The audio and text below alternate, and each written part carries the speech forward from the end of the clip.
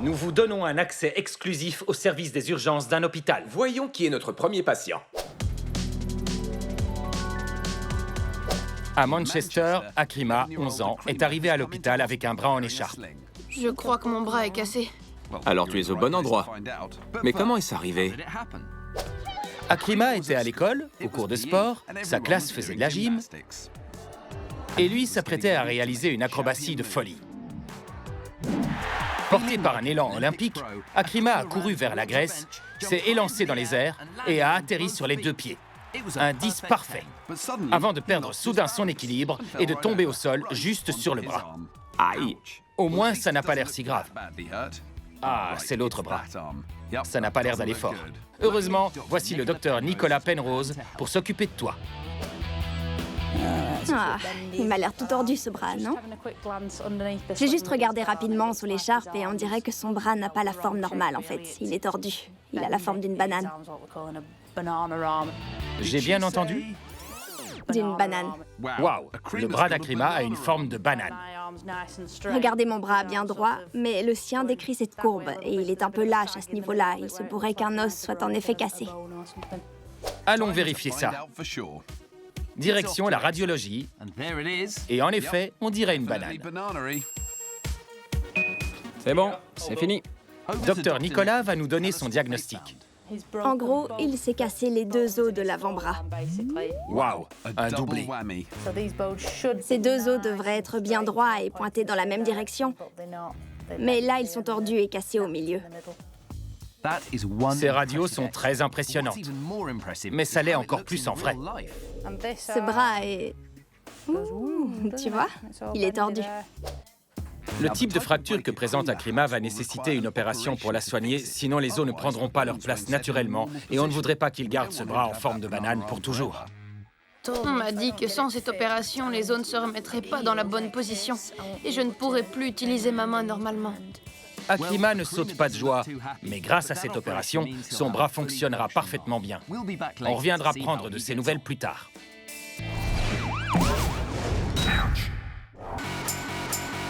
De retour à Manchester, où Akrima, 11 ans, a un bras cassé. Il était en cours de sport, il faisait de la gymnastique et il s'est senti l'âme d'un pro. Alors il a couru pour un saut de cheval. Parfait! Il a atterri sur les 2 pieds. Magnifique. Mais il est tombé et s'est cassé le bras. C'est pas beau à voir. Les os cassés ont changé la forme de son bras, qui ressemble à une banane courbée. Il doit subir une opération, pour laquelle des chirurgiens spécialisés vont remettre son bras en place. Son bras en forme de banane va se faire bananer. Le médicament va t'endormir. Tu vas rêver de quoi? Quel est l'endroit rêvé pour faire un petit somme? La France? Les Caraïbes? Tu connais Blackpool? Blackpool? Oui. Ce sera Blackpool alors. Dès qu'Akrima va rejoindre les bras de Morphée, l'équipe de chirurgie va pouvoir se mettre au travail. Et voilà. Le voilà sur les plages de Blackpool. Pour éviter que les os d'Akrima se ressoudent dans une mauvaise position, les chirurgiens doivent les remettre d'aplomb. On remet cette partie de l'avant-bras bien droit, alignée sur cette partie de l'os. Rappelez-vous, il ne sentira rien. Alors à vos marques, prêts? C'est bon. En un clin d'œil, le bras est remis en place. Tout semble raccord, mais pour être sûr, on refait une radio. Oh, magnifique. Ça n'a plus rien d'une banane. On plâtre le bras afin que l'os se maintienne et se soude dans la bonne position. Quelques heures plus tard, Akrima est bien réveillé et l'opération n'est qu'un lointain souvenir. Ce n'est même pas un souvenir. Je me rappelle de rien. Juste de mon réveil. Et une bonne nouvelle, Je n'ai plus mon bras en banane. C'est fini. tu dois avoir faim, Akrima. Tu veux une banane? À chaque fois que je mangerai une banane, j'essayerai de ne pas penser à mon bras. Contente-toi de pommes et d'oranges pour l'instant. Au revoir. Au service des urgences, les équipes médicales de l'hôpital se doivent d'agir vite. En particulier quand ce genre de choses se produisent. À Manchester, Rosie, 6 ans, est arrivée en ambulance après avoir été victime d'une blessure potentiellement grave au crâne. Les blessures à la tête peuvent être si graves qu'une équipe de traumatologie composée de 12 médecins et infirmiers sont prêts à intervenir si Rosie doit être opérée ou subir des examens complémentaires. La vitesse de réaction est vitale. Tout le monde est sur le qui-vive. Rosie ne m'a pas reconnu et n'avait pas l'air bien. J'étais très inquiet, comme je n'ai pas pu la consoler, parce qu'elle ne savait pas qui j'étais. Heureusement, Rosie reconnaît son papa maintenant. Mais que s'est-il passé? Rosie jouait au loup avec ses copains. Ils couraient dans tous les sens pour éviter de se faire toucher. Mais ils étaient tous si concentrés à s'échapper que lorsqu'ils ont changé de direction, ils se sont carrément rentrés dedans. Et boum! Ils se sont cognés la tête. Très fort. Direction l'hôpital. Aïe! Voici le professeur Simon Carlet. Il dirige l'équipe de traumatologie. On a dosé le glucose? Oui, il est à 8,4. Merci. D'après les ambulanciers, Rosie n'a pas eu un comportement normal. Et elle a vomi plusieurs fois. Ce qui nous inquiète, c'est une possible hémorragie à l'intérieur de son crâne. Ce qui peut comprimer le cerveau et causer des lésions cérébrales importantes. Le professeur Simon va pratiquer un examen approfondi de la tête de Rosie. Mais d'abord, il prescrit un traitement d'urgence ultra sophistiqué. Des câlins. Les câlins sont un peu plus efficaces que n'importe quel médicament. Et ça tombe bien, on dispose d'un professeur en câlinologie, justement. Papa. Rosie doit subir un examen spécifique. Il s'agit d'un scanner. C'est un peu comme une radio. Et les images montreront au professeur Simon le cerveau de Rosie et de son crâne qui l'aideront à évaluer les lésions éventuelles. Voilà. Tu es bien installé, là? Joli tablier. Regarde, je vais le garder, il est trop stylé. Bonjour Rosie. En fait, avec ce tablier, le papa de Rosie peut rester dans la pièce avec elle, parce qu'il protège son corps des rayonnements. Quelques clichés plus tard, on a déjà les résultats. Voici le cerveau de Rosie. Alors, ça donne quoi? On observe un crâne normal, un cerveau normal. Il n'y a aucun signe de lésion pour l'instant et c'est une super nouvelle.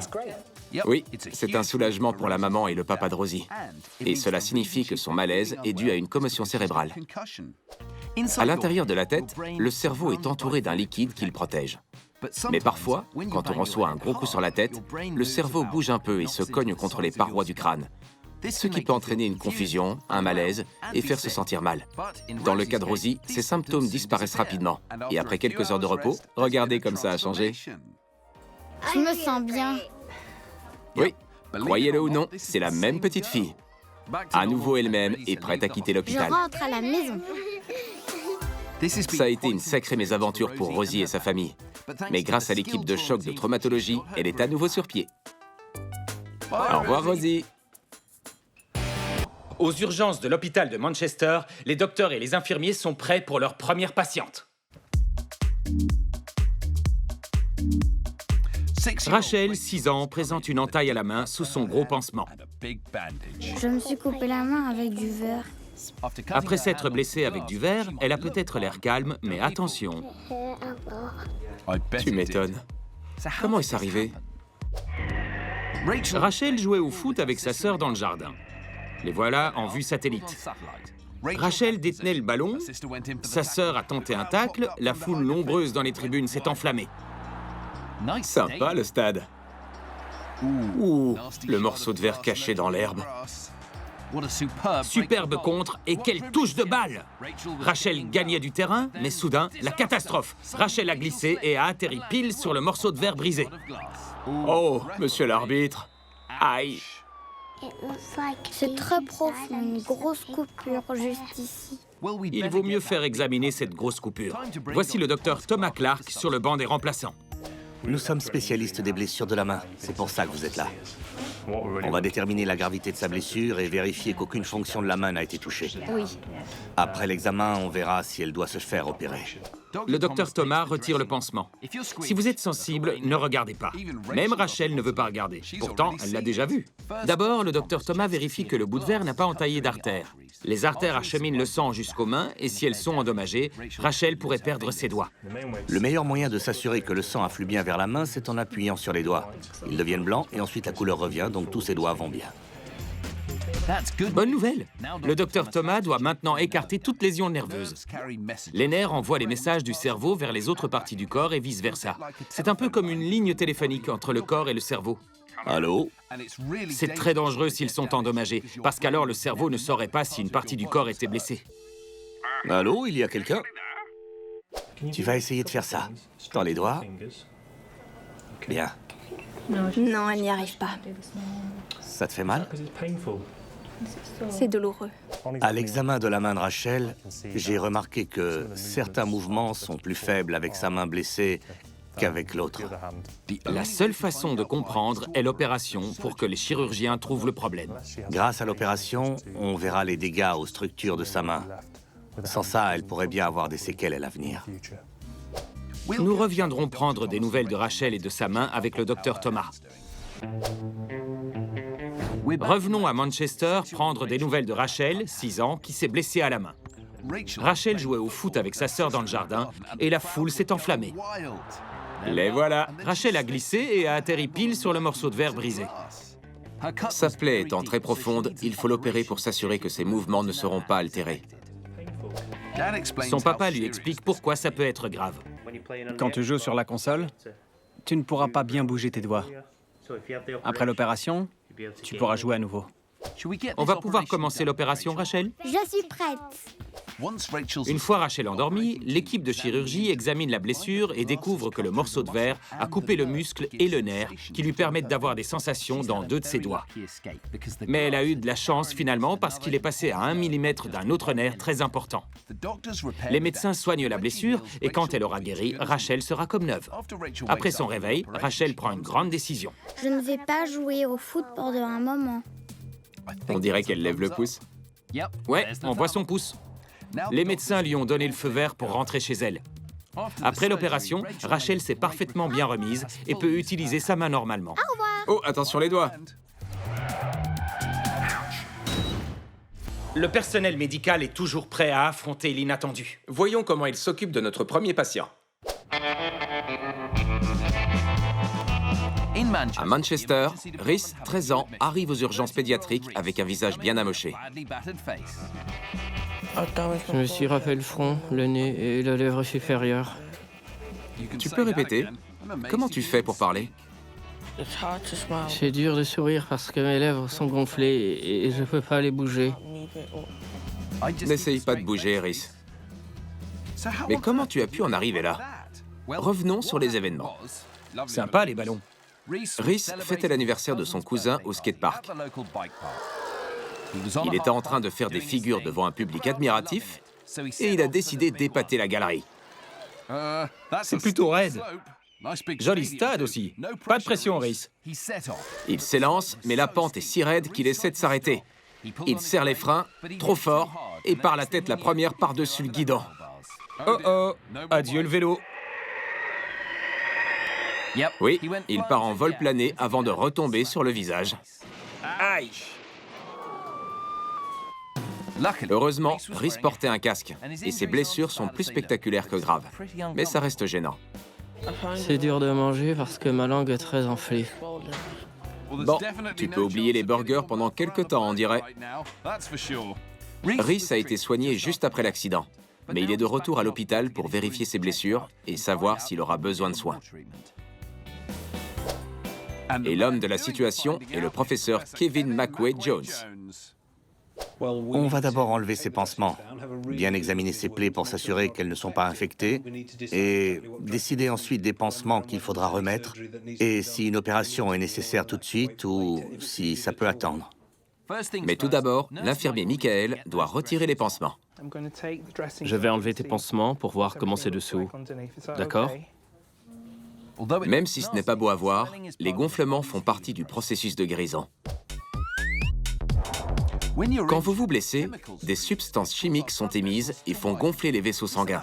Cela permet au sang et aux cellules anti-infectieuses d'affluer vers la blessure. Mais certaines envahissent les tissus et entraînent un gonflement. C'est le cas des lèvres de Rhys. Alors, c'est comment sans les pansements? La blessure du front guérit bien, celle sur ton nez aussi, mais celle au-dessus de ta lèvre est plus profonde et il va falloir qu'on refasse le pansement. Tu vas devoir revenir à l'hôpital dans quelques temps et on prendra une décision à ce moment-là. Même si ce n'est plus la peine de mettre un pansement sur son nez et son front, Rhys en a besoin sur la lèvre et il reviendra dans 2 semaines quand le gonflement aura diminué pour voir si une opération est nécessaire. J'ai hâte que ça revienne comme avant, parce que je dois pouvoir manger à nouveau. On espère que tu pourras bientôt remanger de bons petits plats. Nous reviendrons plus tard pour voir l'évolution de sa lèvre. J'entends déjà son estomac gargouiller. Xand, personne ne croira que tu es plus grand que Neil. Retournons aux urgences pour prendre des nouvelles de notre jeune patient.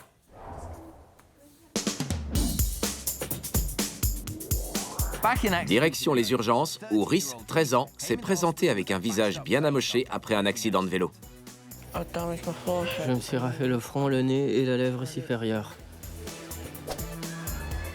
Il fêtait un anniversaire et faisait des figures à vélo dans un skatepark sur une pente vraiment très raide, qui lui a valu un vol plané par-dessus son guidon et un atterrissage sur le visage. Même si ça n'est pas aussi grave que ça en a l'air, Rhys a hâte que sa lèvre désenfle. C'est dur de manger parce que ma langue est très enflée. Et les médecins attendaient pour savoir si une opération de chirurgie plastique allait être nécessaire. 2 semaines plus tard, Rhys est de retour pour un nouvel examen. Et je suis assez content de voir que son visage a bien changé. Ça a beaucoup désenflé et je peux à nouveau manger tout ce que j'aime. Heureusement. J'avais peur que tes soucis durent plus longtemps. Bon, maintenant que nous sommes rassurés, le professeur Simon Carlet va vérifier si une opération s'impose ou non. Ok. Je trouve que la guérison se passe très bien. Les égratignures sur ton visage sont pratiquement guéries. Ce qui peut lui arriver de mieux, c'est que son corps remplisse sa mission et guérisse de lui-même. Première couche de protection du corps, la peau est conçue pour constamment se réparer d'elle-même. En permanence, de nouvelles cellules de la peau progressent depuis les couches inférieures vers l'épiderme en environ 1 mois. Mais comme les blessures de Rhys sont graves, sa guérison sera un peu plus longue. Sur le bas du visage, ça se passe bien aussi. Pour savoir à quoi ça ressemblera au final, il faudra attendre environ 6 mois. 6 mois, ça peut paraître long. Mais chaque cellule de la peau contient des pigments qui définissent la couleur de la peau. Ça prendra du temps avant que toutes les cellules de Rhys atteignent l'épiderme et que sa peau retrouve sa couleur normale. Rien qu'en regardant sur ton front, si tu regardes au milieu, tu vois que les pigments commencent déjà à revenir à la surface. Oui. Tu as dû constater qu'au début, c'était vraiment rose. Ouais. Et maintenant, on voit les premières traces de la pigmentation.